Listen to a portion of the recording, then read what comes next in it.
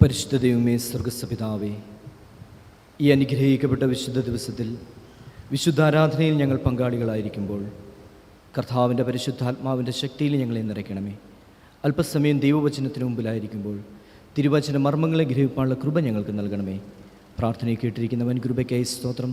സകല നല്ല ദാനങ്ങളെയും നൽകുന്ന യേശു ക്രിസ്തുവിൻ നാമത്തിൽ തന്നെ ആമേൻ. ദൈവത്തിൻ്റെ അതിപരിശുദ്ധമായ നാമം വാഴ്ത്തപ്പെടുമാറാകട്ടെ. അഭിവന്ധ്യ തോമസ് സാമുവൽ തിരുമേനി, തോമസ് മാത്യു അച്ഛൻ, ഇടവക വികാരി റവൻ അലക്സ് വ്യൂമിനച്ഛൻ, സഭാ വിശ്വാസ സമൂഹമേ, വീണ്ടും വരുന്നവനായ യേശു ക്രിസ്തുവിൻ്റെ നാമത്തിലുള്ള സ്നേഹവന്ദനത്തെ ഞാൻ അറിയിക്കുന്നു. ദൈവത്തിൻ്റെ സ്നേഹത്താലും കരുണയാലും കഴിഞ്ഞ 2 വർഷക്കാലം തോലശ്ശേരി ഇടവകയിൽ ശുശ്രൂഷ അർപ്പിക്കുവാൻ ദൈവം എനിക്ക് അവസരമൊരുക്കിയ വൻകൃപയോർത്ത് ദൈവത്തിന് സ്തോത്രം കരേറ്റുന്നു. കഴിഞ്ഞ 2 വർഷക്കാലം എനിക്കിവിടെ നിന്ന് ലഭിച്ച എല്ലാ നന്മകൾക്കുമായി ഞാൻ ദൈവത്തിന് നന്ദി കരേറ്റുകയാണ്.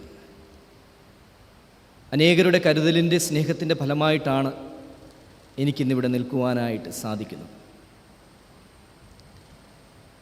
ഇവിടെ നിന്നും BD പഠനത്തിലേക്ക് പോകുമ്പോഴും എല്ലാവരുടെയും പ്രാർത്ഥനയും ഞാൻ ആവശ്യപ്പെടുകയാണ്. സഭയായിട്ട്, ലോകമെമ്പാടും ആഗോള ക്രൈസ്തവ സഭയായിട്ട് ഇന്ന് പെന്തക്കോസ്ത് ഞായറാഴ്ചയായി ആചരിക്കുകയും ആഘോഷിക്കുകയും ചെയ്യുന്ന ഒരു പ്രത്യേക ദിവസമാകുന്നുവല്ലോ. പെന്തക്കോസ്ത് ഞായറാഴ്ചയെപ്പറ്റി നാം പഠിക്കുമ്പോൾ അപ്പോസ്തല പ്രവൃത്തി 2-ാം അധ്യായം അതിൻ്റെ 1-ാം വാക്യത്തിൽ ആരംഭിക്കുന്നത് ഇപ്രകാരമാണ്: പെന്തക്കോസ്ത് നാൾ വന്നപ്പോൾ. പെന്തക്കോസ്ത് എന്ന് പറയുന്നത് ക്രൈസ്തവ സഭയുടെ ഒരു കണ്ടുപിടുത്തമല്ല, മറിച്ച് പെന്തക്കോസ്ത് എന്ന് പറയുന്നത് പഴയ നിയമ കാലം മുതൽ ഇസ്രയേൽ ജനം ആചരിച്ചു പോരുന്നൊരു പെരുന്നാളായിരുന്നു.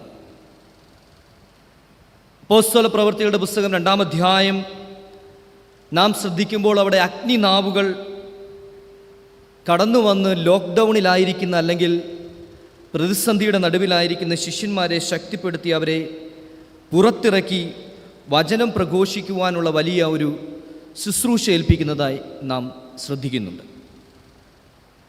അന്ന് 3000-ഓളം ആളുകൾ സ്നാനപ്പെട്ട ഒരു സന്ദർഭമാണ് പെന്തക്കോസ്തിലുണ്ടായത്. അപ്രകാരം ഒരു സഭ ആരംഭിക്കുന്നതിൻ്റെ ഒരു ദിനം കൂടിയായി മാറുകയാണ്. സഭയുടെ പിറന്നാളെന്ന് നമുക്ക് പെന്തക്കോസ്തിനെ വിളിക്കുവാനായിട്ട് സാധിക്കും.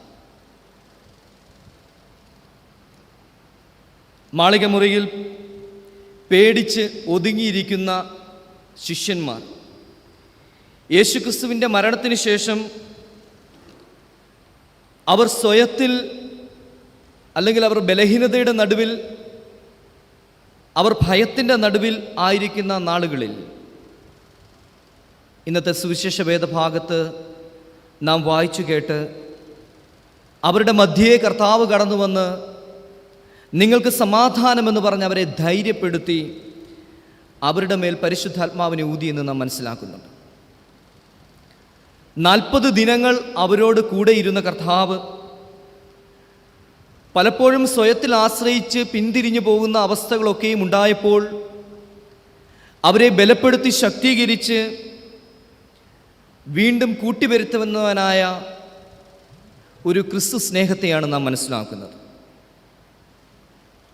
ഒരു കഥ ഇപ്രകാരമുണ്ട്. ഇടവകയിലെ എല്ലാ കാര്യങ്ങളിലും വളരെ ആക്റ്റീവായി നിൽക്കുന്ന ഒരമ്മച്ചി. ആ അമ്മച്ചിയുടെ വീട്ടിൽ മുഴുവൻ പ്രശ്നങ്ങളാണ്, പ്രതിസന്ധികളാണ്, ബുദ്ധിമുട്ടുകളും പ്രയാസങ്ങളും ഒക്കെയുമുണ്ട്. പലപ്പോഴും ആളുകൾ ചോദിക്കാറുണ്ട്, അമ്മച്ചി പള്ളിക്ക് വേണ്ടി അല്ലെങ്കിൽ ദൈവസഭയ്ക്ക് വേണ്ടി എപ്പോഴും പള്ളിയിൽ പ്രാർത്ഥനയ്ക്കായി ഒക്കെയും പോകുന്നൊരമ്മച്ചിയല്ലേ? എന്താണ് നിങ്ങൾക്കതിൽ നിന്നും കിട്ടിയത്? എന്താണ് നിങ്ങൾക്കതിൽ നിന്ന് ലഭിച്ചത്? എന്തിനാണ് നിങ്ങൾ പള്ളിയിൽ പോകുന്നത്?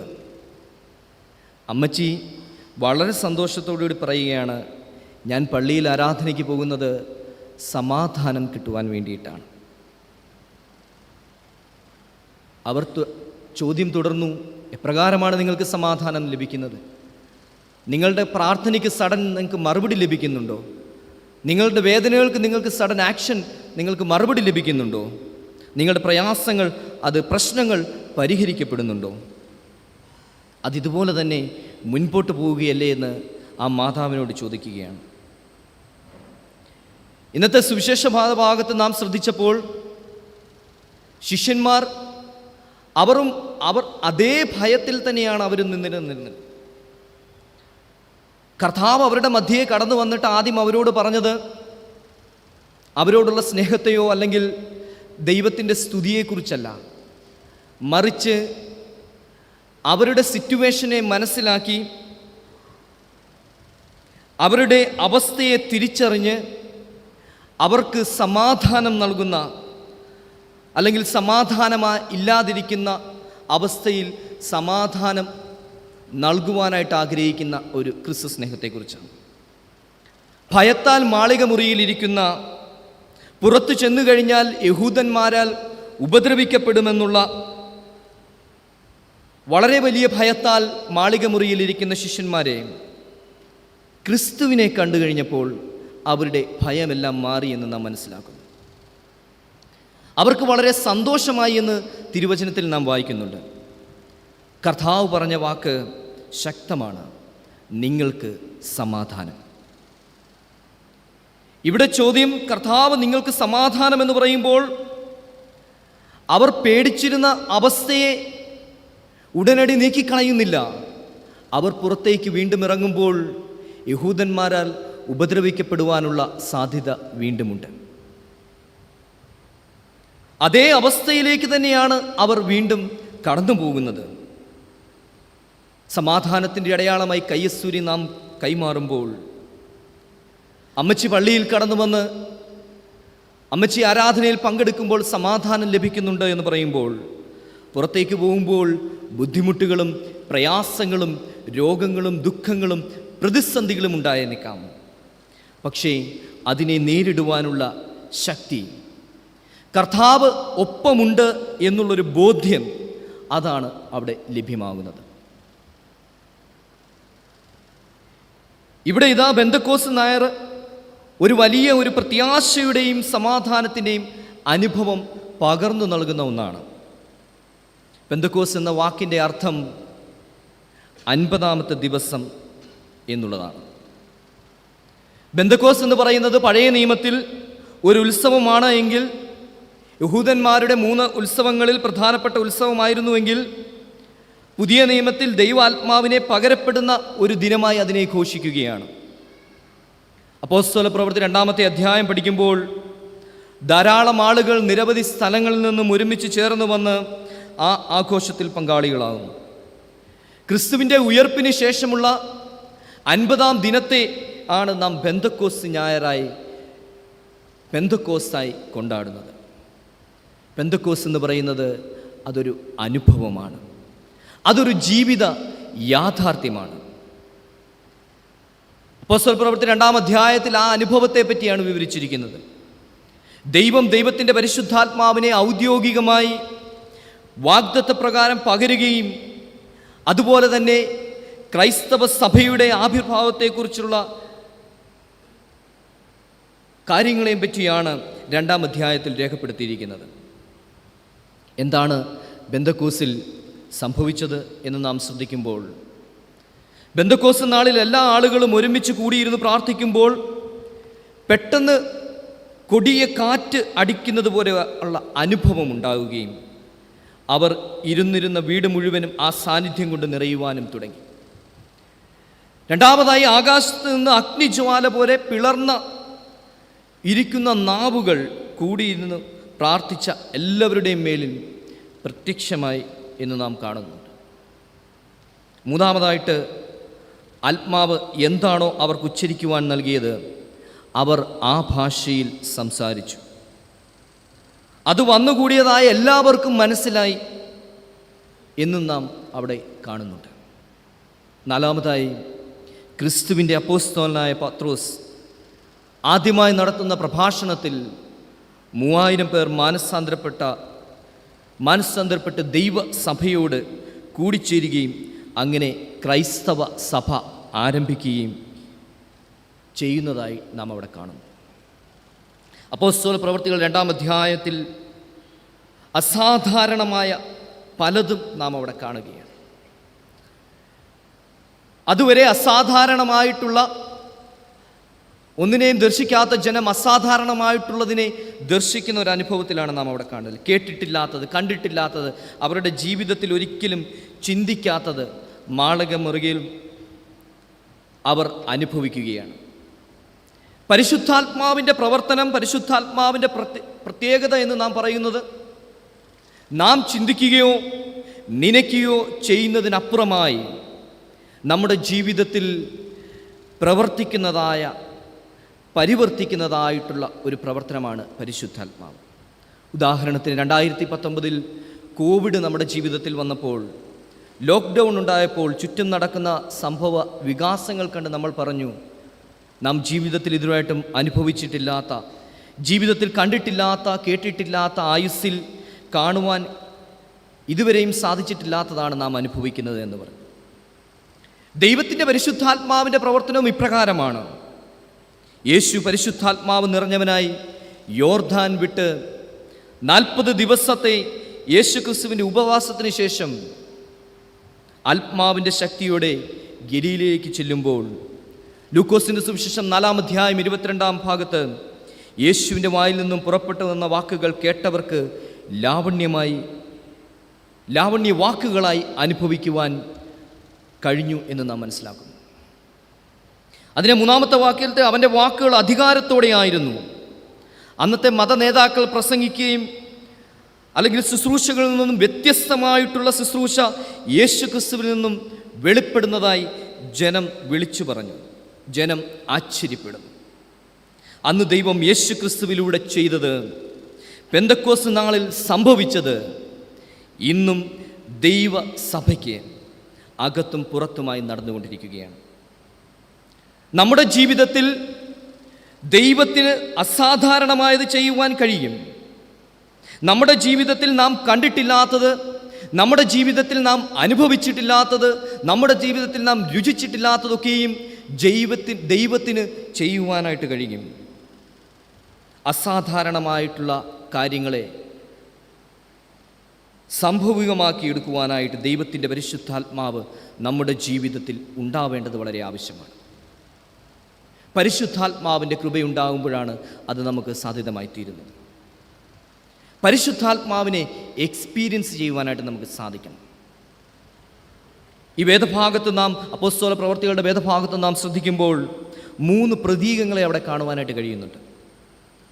മാനിഫെസ്റ്റേഷൻ ഓഫ് ഗോഡ് പ്രസൻസ്, ദൈവത്തിൻ്റെ ആത്മാവിനെ ഒരു പ്രകാശനമുണ്ടായപ്പോൾ അത് 3 കാര്യങ്ങളിൽ കൂടിയാണ് അവർക്ക് അനുഭവവേദ്യമായി തീരുന്നത്. ഒന്നാമത്തത് കാറ്റ്, രണ്ടാമത് അഗ്നി, മൂന്നാമത് ഭാഷ. ദൈവത്തിൻ്റെ ആത്മാവിൻ്റെ ആവാസം കൂടിയിരിക്കുന്നവരുടെ മേൽ ഈ 3 പ്രതീകങ്ങളുടെ അനുഭവവേദ്യമായപ്പോൾ ഈ പെന്തക്കോസ്ത് നാളിൽ എനിക്കും നിങ്ങൾക്കും ഈ പരിശുദ്ധാത്മാവിനെ അനുഭവവേദ്യമാക്കി തീർക്കണമെങ്കിൽ ഈ 3 പ്രതീകങ്ങൾ അതിൻ്റെ അർത്ഥത്തെ ഉൾക്കൊണ്ട് ഏറ്റെടുക്കുവാൻ സാധിക്കുമ്പോഴാണ്. ഒന്നാമതായി കാറ്റ് എന്ന അർത്ഥത്തിൽ പരിശുദ്ധാത്മാവിനെ കാണിക്കുമ്പോൾ എബ്രായ പദത്തിൽ റൂഹക് എന്ന വാക്കുപയോഗിക്കുന്നു. അതിൻ്റെ അർത്ഥം കാറ്റ് എന്നുള്ളതാണ്. സുറിയാനി ഭാഷയിൽ റൂഹ എന്നൊക്കെയും പറയുന്നുണ്ട്. ഗ്രീക്കിൽ ന്യൂമ എന്ന പദമാണ് കാറ്റ് എന്ന അർത്ഥത്തിന് ഉപയോഗിച്ചിരിക്കുന്നത്. യോഹന്നാന്റെ സുവിശേഷം 3-ാം അധ്യായം 8-ാം വാക്യത്തിൽ യേശുക്രിസ്തു നിക്കോദെമസിനോട് പറയുന്നു, കാറ്റ് ഇഷ്ടമുള്ളിടത്തേക്ക് അടിക്കുന്നു, എവിടെ നിന്ന് വരുന്നുവെന്നും എവിടേക്ക് പോകുന്നുവെന്നും അറിയുന്നില്ല. നമ്മിൽ ഓരോരുത്തരും കാറ്റടിക്കുമ്പോഴും എവിടെ നിന്നാണ് കാറ്റ് വന്നതെന്നും എങ്ങോട്ട് പോകുന്നുവെന്നും നമുക്കും അറിയുവാനായിട്ട് സാധിക്കുന്നില്ല. എന്നാൽ കാറ്റ് നമ്മിലടിക്കുമ്പോൾ അത് അനുഭവിക്കുവാനായിട്ട് നമുക്ക് സാധിക്കും എന്നുള്ളത് ഒരു വസ്തുതയാണ്. അദൃശ്യമായിട്ടുള്ള ഈ ശക്തി, അദൃശ്യമായിട്ടുള്ള ഈ അതുല്യ ശക്തി ശിഷ്യന്മാരെ ശക്തരാക്കി തീർക്കുകയാണ്. അപ്പോസ്തല പ്രവൃത്തി 1-ാം അധ്യായം 8-ാം വാക്യത്തിൽ പത്രോസ് അവിടെ പറയുന്നുണ്ട്, പരിശുദ്ധാത്മാവ് നിങ്ങളുടെ മേൽ വരുമ്പോൾ നിങ്ങൾ ശക്തി പ്രാപിച്ചിട്ട് യെരുശലേമിലും യഹൂദിയിലും ശമരിയിലും ഭൂമിയിലറ്റത്തോളം എൻ്റെ സാക്ഷികളായി തീരുന്നു എന്ന് നമ്മെ ഓർമ്മിപ്പിക്കുന്നുണ്ട്. ഭയന്നിരുന്ന ഇടത്ത് ഒന്നിച്ചിരുന്ന് ഐക്യതയോടുകൂടി ബലഹീനരായ ശിഷ്യന്മാർ പ്രാർത്ഥിക്കുമ്പോൾ പരിശുദ്ധാത്മാവിനാൽ ബലവാന്മാരായിത്തീരുന്ന സന്ദർഭം. യെഹെസ്കേൽ പ്രവചനത്തിൽ നമുക്ക് വായിക്കുവാൻ സാധിക്കുന്നുണ്ട്, ഉണങ്ങിയ അസ്ഥികളായിരുന്നവർ ഉണർന്നെഴുന്നേറ്റ് ശക്തന്മാരായി തീർന്നു എന്ന് നാം കാണുന്നുണ്ട്. ശിഷ്യഗണം ശത്രുക്കളുടെ മേലും ഭരണാധികാരികളുടെ മേലും തൻ്റെ ഇടത്തോടുകൂടി നിൽക്കുന്ന ഒരനുഭവത്തിലേക്ക് വരികയാണ്. പത്രോസ് കർത്താവിനെ തള്ളിപ്പറഞ്ഞ് തൻ്റെ ബലഹീനതയുടെ നടുവിൽ തള്ളിപ്പറഞ്ഞുവെങ്കിൽ പരിശുദ്ധാത്മാവിനെ ലഭിച്ചു കഴിഞ്ഞപ്പോൾ പത്രോസിൻ്റെ ശുശ്രൂഷ മറ്റൊരു തലത്തിലേക്ക് തന്നെ മാറുകയാണ്. അതിന് സഹായിച്ചത് പരിശുദ്ധാത്മാവിൻ്റെ കൃപയാണ്. ക്രിസ്തുവിൻ്റെ സാക്ഷികളായി തീരുവാൻ ഈ പരിശുദ്ധാത്മാവിനെ അനുഭവിക്കുവാനായിട്ട് നമുക്ക് സാധിക്കണം. അപ്പോസ്തല പ്രവൃത്തി 4-ാം അധ്യായം 13-ാം വാക്യത്തിൽ പത്രോസിൻ്റെയും യോഹന്നാൻ്റെയും ഭാഗത്തെപ്പറ്റി നാം മനസ്സിലാക്കുന്നുണ്ട്. അവർക്ക് യേശുവിലുള്ള ധൈര്യമാണ് അവരെ നിലനിൽക്കുവാനായിട്ട് അവരെ സഹായിച്ചത്. ആ ധൈര്യമാണ്, ആ സാക്ഷ്യമാണ് അവരെ കൊണ്ട് ആ ശുശ്രൂഷയ്ക്ക് വേണ്ടി അവരെ ഒരുക്കിയത്. ജീവിത പ്രതിസന്ധിയുടെ കാലഘട്ടത്തിൽ, ജീവിതത്തിൻ്റെ രോഗങ്ങളുടെയും ദുഃഖങ്ങളുടെയും പ്രയാസങ്ങളുടെയും കാലഘട്ടത്തിൽ നിവർന്നു നിൽക്കുവാൻ ദൈവത്തിൻ്റെ പരിശുദ്ധാത്മാവ് നമ്മെ ഓരോരുത്തരെയും സഹായിക്കുമെന്നുള്ളതാണ്. നാം നിവർന്നു നിൽക്കുവാൻ ആഗ്രഹിക്കുന്നുണ്ട് എങ്കിൽ ദൈവത്തിൻ്റെ പരിശുദ്ധാത്മാവിന് അതിന് സാധിക്കുമെന്നുള്ളതാണ്. ഇവിടെ കാറ്റൊരു പ്രത്യാശയുടെ അടയാളമായി മാറുകയാണ്. ഇതൊരു ശക്തിയുടെ അടയാളമായി തീരുകയാണ്. കൂടി വരുന്നവർക്ക് ശക്തി പ്രാപിച്ച് പ്രത്യാശ നൽകി ഒരു ക്രിസ്തുവിൻ്റെ അനുഭവത്തിലേക്ക് അതിനെ തീർക്കുകയാണ്. എൻ്റെയും നിങ്ങളുടെയും ജീവിതത്തിൽ ഈ ജീവൻ പ്രാപിക്കുവാൻ, നിവർന്നു നിൽക്കുവാൻ നമ്മെ സഹായിക്കുന്നതാണ് ഈ പരിശുദ്ധാത്മാവിൻ്റെ കൃപ എന്ന് പറയുന്നത്. രണ്ടാമതായി അവിടെ കാണുന്ന പ്രതീകമെന്ന് പറയുന്നത് അഗ്നിയാണ്. പഴയ നിയമത്തിൽ മോശയ്ക്ക് മുൾപ്പടർപ്പിൽ മോശയ്ക്ക് ലഭ്യമായ ആത്മാവ്, ഇസ്രായേൽ മക്കളുടെ മരുഭൂമിയിൽ യാത്രയിൽ അഗ്നി തൂണായി അവരോട് കൂടെ ഉണ്ടായിരുന്ന ദൈവത്തിൻ്റെ ആത്മാവ്, സീനാ മലമുകളിൽ ന്യായപ്രമാണം നൽകിയപ്പോഴും അഗ്നിയും കാറ്റുമുണ്ടായിരുന്നുവെന്ന് അവിടെ മനസ്സിലാക്കുവാൻ കഴിയുന്നുണ്ട്. കർമ്മേൽ പർവ്വതത്തിൽ തീയിറങ്ങി യാഗം കഴിച്ച സന്ദർഭം, ഈ അഗ്നി എന്ന് പറയുന്ന സന്ദർഭം അതൊരു ശുദ്ധീകരണത്തിൻ്റെ പ്രതീകമാണ്. ഇന്ന് നാം ഇവിടെ ശ്രദ്ധിക്കുമ്പോൾ നമ്മുടെ ഓൾട്ടർ ക്ലോത്ത്സ് എല്ലാം റെഡിലാണ്. എല്ലാവരുടെ സ്റ്റോളൊക്കെ റെഡിലാണ് ഇന്ന് ക്രമീകരിച്ചിരിക്കുന്നത്. അതൊരു ശുദ്ധീകരണത്തിൻ്റെ, സഭയുടെ കലണ്ടർ പ്രകാരം ഇന്ന് മാത്രമാണ് റെഡുള്ളത്. അല്ലാത്ത പക്ഷം കൺഫർമേഷൻ്റെ സമയത്തും പ്രത്യേക ദിനങ്ങളിൽ മാത്രമാണ് റെഡ് ഉപയോഗിക്കുന്നത്. റെഡ് നമുക്ക് നൽകുന്നത് അല്ല, അതിലൂടെ നമുക്ക് നൽകുന്നത് തീ എന്ന് പറയുന്ന, അഗ്നി എന്ന് പറയുന്ന ഒരു ശുദ്ധീകരണത്തിൻ്റെ ഒരനുഭവം നമുക്ക് നൽകുകയാണ്. യേശു കർത്താവ് പറഞ്ഞു, ഈ ആത്മാവ് പാപത്തെക്കുറിച്ചും നീതിയെക്കുറിച്ചും ന്യായവിധിയെക്കുറിച്ചും നിങ്ങൾക്ക് ബോധ്യം വരുത്തുന്ന ആത്മാവാണ്. കൂടി വന്നവരുടെ മേൽ ദൈവത്തിൻ്റെ ആത്മാവ് വന്നു കഴിഞ്ഞപ്പോൾ അവരുടെ ജീവിതത്തിൽ തക്കതായിട്ടുള്ള മാറ്റമുണ്ടാകുന്നു എന്ന് നാം കാണുന്നു. ഈ ആത്മാവ് അവർക്ക് ലഭിച്ചപ്പോൾ പത്രോസ് എഴുന്നേറ്റ് പ്രസംഗിക്കുകയാണ്, മാനസാന്തരപ്പെട്ട് സുവിശേഷത്തിൽ വിശ്വസിക്കുവിൻ എന്ന്. ദൈവത്തിൻ്റെ ആത്മാവ് നമ്മെ ഓരോരുത്തരെയും ശുദ്ധീകരണത്തിലേക്ക് നയിക്കുന്ന ഒന്നാണ്.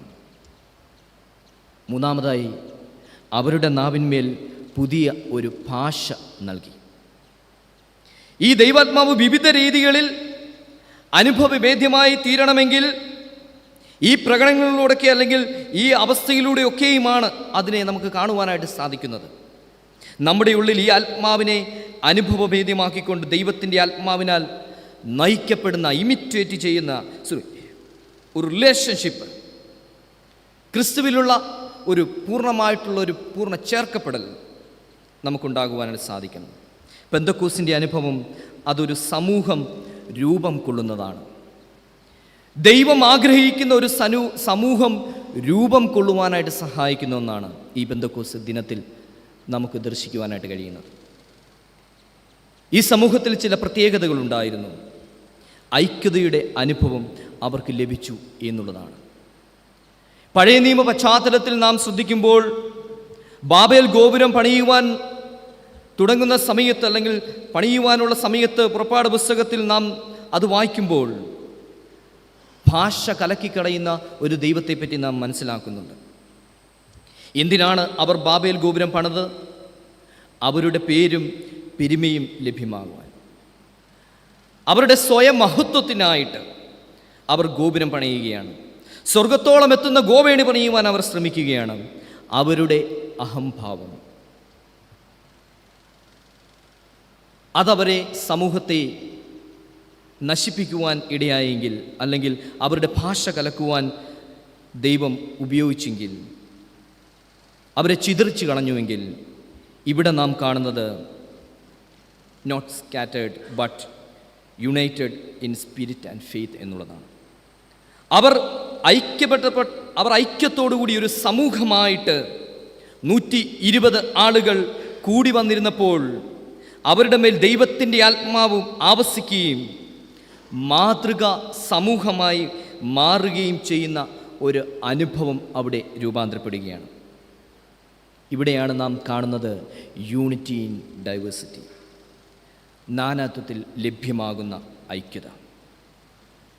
നാം അവിടെ ശ്രദ്ധിക്കുമ്പോൾ വ്യത്യസ്ത ഭാഷകൾ സംസാരിക്കുന്ന വ്യത്യസ്ത സ്ഥലങ്ങളിൽ നിന്നുള്ളവർ ഒത്തുചേരുമ്പോൾ ബാബേൽ ഗോപുരം പണിതെടുത്ത് ഒരേ ഭാഷയും അഹംഭാവവും നിറഞ്ഞു നിൽക്കുന്നുവെങ്കിൽ, അവിടെ അവരുടെ ഭാഷയെ ചിതറിച്ചു കളഞ്ഞുവെങ്കിൽ, ഇവിടെ ഒരേ ഭാഷക്കാരല്ല ഒത്തുചേരുന്നത്. ദൈവത്തിൻ്റെ ആത്മാവ് വന്നു കഴിഞ്ഞപ്പോൾ തങ്ങളുടെ ഭാഷയിൽ മറ്റുള്ളവർ സംസാരിക്കുന്നത് അവർ കേൾക്കുകയാണ്. വ്യത്യസ്ത ഭാഷക്കാർ ഒന്നായിത്തീരുന്ന ഒരനുഭവം ഉണ്ടാവുകയാണ്. മറ്റൊരു തരത്തിൽ പറഞ്ഞാൽ, മറ്റുള്ളവരുടെ വ്യത്യസ്തതകളെ, മറ്റുള്ളവരുടെ ഡൈവേഴ്സിറ്റിയെ സെലിബ്രേറ്റ് ചെയ്യുവാൻ തക്കവണ്ണം സാധിക്കുന്ന ഒരു ഐക്യത. പ്രിയമുള്ളവരെ, ഇങ്ങനെയുള്ള ഒരു സമൂഹമാണ് ഇന്ന് നമുക്ക് ആവശ്യമായിട്ടുള്ളത്. ഇന്ന് പലപ്പോഴും പെന്തക്കോസ്ത് എന്ന് പറയുന്നത്, മറ്റ് സഭ പലതരത്തിലൊക്കെയുമാണ് അതിനെ ആഘോഷിക്കുന്നത്. അവർ മാത്രമാണ് പെന്തക്കോസ്ത് അനുഭവം എന്ന് പറയുന്നത്. അവരിൽ മാത്രമാണ് പെന്തക്കോസ്തിൻ്റെ പരിശുദ്ധാത്മാവിൻ്റെ ശക്തി എന്നൊക്കെയും പറഞ്ഞ് അവർ ഘോഷിക്കുന്നത്. അതിനപ്പുറമായിട്ട് യഥാർത്ഥമായിട്ടുള്ള പരിശുദ്ധാത്മാവിൻ്റെ ശക്തി നൽകുന്ന, പെന്തക്കോസ്ത് നൽകുന്ന അനുഭവം മറ്റൊന്നാണെന്ന് നാം ഇവിടെ തിരിച്ചറിയുകയാണ്. CSI സഭയും നമുക്ക് നൽകുന്നതാണ് ഐക്യതയുടെ, that they all may be one എന്ന് പറയുമ്പോൾ ഐക്യതയിലൂടെ നമുക്ക് ലഭ്യമാക്കപ്പെടുന്ന ഒരു അനുഭവം, ഒരു പെന്തക്കോസ്ത് അനുഭവം. നമ്മുടെ രാജ്യത്ത് ഇന്ന് നമ്മുടെ രാജ്യത്തേക്ക് നോക്കുമ്പോൾ ഒറ്റ സംസ്കാരമാക്കിയെടുക്കുവാൻ വേണ്ടി പല അജണ്ടകളും രൂപപ്പെടുകയാണ്.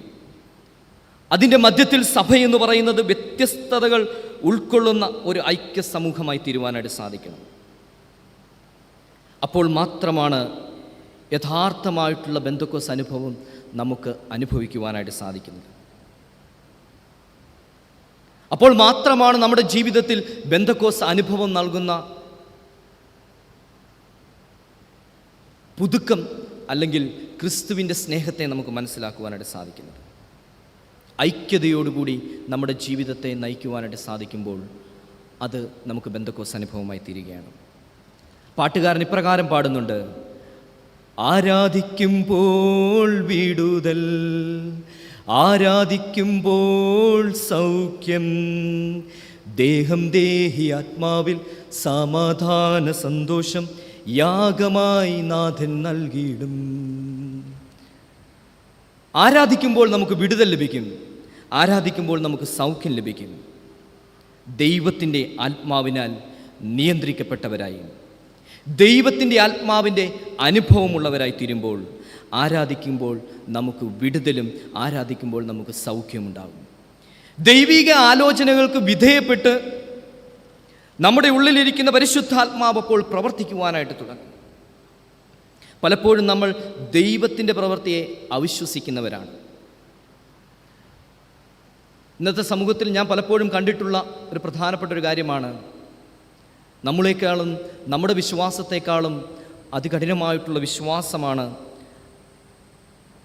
അക്രൈസ്തവരിൽ നിന്നും ക്രിസ്തുവിനെ തിരിച്ചറിഞ്ഞ് സഭയിലേക്ക് വരുന്നവരുടെ വിശ്വാസം. അവരിൽ യേശുവിനെ വിശ്വാസത്തോടുകൂടി നിലവിളിക്കുമ്പോൾ അവരിൽ ദൈവത്തിൻ്റെ ആത്മാവ് പ്രവർത്തിക്കുകയും അവരാ ഒരു സാക്ഷ്യത്തിൽ അവരുടെ ജീവിതങ്ങൾ നയിക്കുകയും ചെയ്യുന്നതാണ്. നമുക്കെയും ഇവിടെ സന്ധ്യാപ്രാർത്ഥനയിൽ ഓർത്ത ബിസ്ന ബേബിയെയും അരുണിനെയും നമുക്കറിയാവുന്നതാണ്. എല്ലാ ദിവസവും അവർ വൈകുന്നേരം നമ്മുടെ ഓൺലൈൻ ചാറ്റിങ്ങിൽ വന്നിട്ട് ഞങ്ങൾക്ക് വേണ്ടി പ്രാർത്ഥിക്കണമേ എന്ന് അവർ പറയുമായിരുന്നു. നമ്മൾ സഭയായിട്ട് അവർക്ക് വേണ്ടി പ്രാർത്ഥിച്ചു. ഒരു ദിവസം കൊണ്ട് അവർക്ക് മറുപടി ലഭിച്ചില്ല, 6 മാസം കൊണ്ടൊന്നും മറുപടി ലഭിച്ചില്ല. പക്ഷെ അവർക്കൊരിക്കലും മറുപടി ലഭിച്ചു. അവർ മറുപടി ലഭിക്കും വരെയും അവരുടെ പ്രാർത്ഥന തുടർന്നു എന്നുള്ളതാണ്. അവർ മറുപടി ലഭിച്ചപ്പോൾ അത് നമ്മളെ അറിയിക്കുകയും അവിടെയും ദൈവത്തിന് സ്തുതി സ്തോത്രങ്ങൾ അർപ്പിക്കുകയും ചെയ്തു എന്നുള്ളതാണ്. ഞാൻ പറയട്ടെ, നമ്മിൽ ഓരോരുത്തരും ജീവിതത്തിൽ ഒരു വലിയൊരു സാക്ഷ്യത്തിൻ്റെ നടുവിൽ ജീവിക്കുവാനായിട്ട് സാധിക്കണം. ബെന്തക്കോസിൻ്റെ അനുഭവം ഉണ്ടാവുന്നുവെങ്കിൽ അത് ദൈവിക ആലോചനകൾക്ക് ഇടയാക്കി തീർക്കുമെന്നുള്ളതാണ്. ഞാനും എൻ്റെ ജീവിതത്തിൽ മറക്കാതെ ഓർക്കുന്നൊരു സന്ദർഭമുണ്ട്. ഞങ്ങളുടെ കുഞ്ഞുങ്ങളോടൊക്കെ ഞാനത് പറഞ്ഞിട്ടുള്ളതാണ്. വെല്ലൂരിലായിരുന്നപ്പോൾ സുരഭി എന്ന് പറയുന്ന ഒരു പെൺകുട്ടിയെ, ഒരു അക്രൈസ്തവയായ ഒരു പെൺകുട്ടിയെ ഞാൻ പരിചയപ്പെട്ടു. പുറത്ത് മുഴയുമായി വന്ന പെൺകുട്ടി മുഴ ശസ്ത്രക്രിയ ചെയ്യുവാനായിട്ട് ഹോസ്പിറ്റലിൽ വന്നതാണ്. ഓരോ ദിവസം കഴിയുമ്പോഴും സർജറിക്ക് വേണ്ടി ഒരുങ്ങാമെന്ന് അവൾ വിചാരിക്കും. പക്ഷേ ദിവസം കഴിയും തോറും പഴുക്കുന്ന ഒരവസ്ഥയിലായിരുന്നു അവരുടെ പുഴം. അവളുടെ മുഴ അതിൻ്റെ ടോപ്പ് ഭാഗം ഇങ്ങനെ പഴുത്ത് വരികയായിരുന്നു. 6 മാസം കഴിഞ്ഞു. പലപ്പോഴും വെന്റിലേറ്ററിൽ വരെ കയറേണ്ട അവസ്ഥയുണ്ടായിട്ടുണ്ട്. മരിച്ചുപോയ BJ ബിജുവച്ചൻ എന്ന് പറയുന്ന അച്ഛൻ അവൾക്കൊരു ബൈബിള് കൊടുത്തു. അവളോട് വേറെ ഒന്നും പറഞ്ഞില്ല. ഹോസ്പിറ്റലിൽ വിസിറ്റ് ചെയ്തപ്പോൾ ഒരു ബൈബിള് നൽകിയതാണ്. ഞങ്ങൾ പിന്നെ എല്ലാ ദിവസവും ചെല്ലുമ്പോൾ അവൾ ആ ബൈബിൾ ഇരുന്ന് വായിക്കുന്നതാണ് കാണുന്നത്. സുരഭി എന്നും പറയുന്നൊരു കാര്യമുണ്ട്, അച്ചച്ച യേശു ക്രിസ്തുവിനെ വിടുവിക്കുമെന്ന് ഞാൻ വിശ്വസിക്കുന്നുണ്ട്. ഞാൻ അവിശ്വസിച്ചൊരു വ്യക്തിയാണ്. എന്തുകൊണ്ട് സുരഭി എന്ന് പറയുന്ന ഒരു വ്യക്തി ഇത്രമേൽ വിശ്വസിച്ചിട്ടും എന്തുകൊണ്ട് എൻ്റെ ദൈവം പ്രവർത്തിച്ചില്ല എന്ന് ഞാൻ ഒരു നിമിഷം ചിന്തിച്ച ഒരു വ്യക്തിയാണ്. സുരഭി പക്ഷേ എല്ലാ ദിവസവും പറഞ്ഞു, എന്നെ ദൈവം വിടുവിക്കുമെന്ന് ഞാൻ വിശ്വസിക്കുന്നുവെന്ന്. യേശു അപ്പച്ചൻ എന്നെ വിടുവിക്കുമെന്ന് ഞാൻ വിശ്വസിക്കുന്നുവെന്ന്. 3-4 പ്രാവശ്യം മരണപ്പെട്ടു എന്നുള്ള അവസ്ഥയിൽ വരെ എത്തിച്ചേർന്നതാണ്. അവളുടെ നിന്നും അവളുടെ വിശ്വാസത്താൽ രക്ഷിച്ചു എന്നുള്ളതാണ്. അവളുടെ മുഴ പൂർണ്ണമായും നീക്കിക്കളയുവാൻ സാധിച്ചു എന്നുള്ളതാണ്. ഇന്ന് അവളൊരു വിശ്വാസിയായി ജീവിക്കുകയാണ്.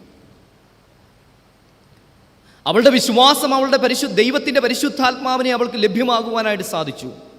ആ വിശ്വാസത്തിൽ ഊഴ്ന്നപ്പോൾ, ആ അതിവിശ്വാസത്തിൽ അവളായിരുന്നപ്പോൾ അവർക്ക് ബെന്തക്കോസ് അനുഭവം ലഭ്യമായെന്നുള്ളതാണ്. ഈ അനുഭവമാണ് നമ്മുടെ ഓരോരുത്തരുടെയും ജീവിതത്തിൽ നമുക്ക് അനുഭവബാധ്യമാക്കി തീർക്കേണ്ടത്. ഈ അനുഭവത്തിലൂടെയാണ് നമുക്കും ഓരോരുത്തർക്കും കടന്നു പോകേണ്ടത്. സഭയായി നാം ആയിരിക്കുമ്പോൾ യഥാർത്ഥമായിട്ടുള്ള ബെന്തക്കോസിൻ്റെ അനുഭവത്തെ രുചിച്ചറിഞ്ഞുകൊണ്ട് ബെന്തക്കോസ് നൽകുന്ന വീണ്ടെടുപ്പിൻ്റെയും രൂപാന്തരത്തിൻ്റെയും പുതുക്കപ്പെടലിൻ്റെയും അനുഭവത്തിൽ ക്രിസ്തുവിനോടുകൂടി ചേരുവാനായിട്ട് നമ്മെ ഓരോരുത്തരെയും ദൈവം സഹായിക്കട്ടെ. ഇപ്പോൾ പിതാവായ ദൈവത്തിനും പുത്രനായ ദൈവത്തിനും പരിശുദ്ധാത്മാവായ ദൈവത്തിനും സകല ബഹുമാനവും മഹത്വം കലാവസ്ഥാനം കൂടാതെ ഇന്നും എന്നേക്കും ഉണ്ടായിരിക്കുമാറാകട്ടെ.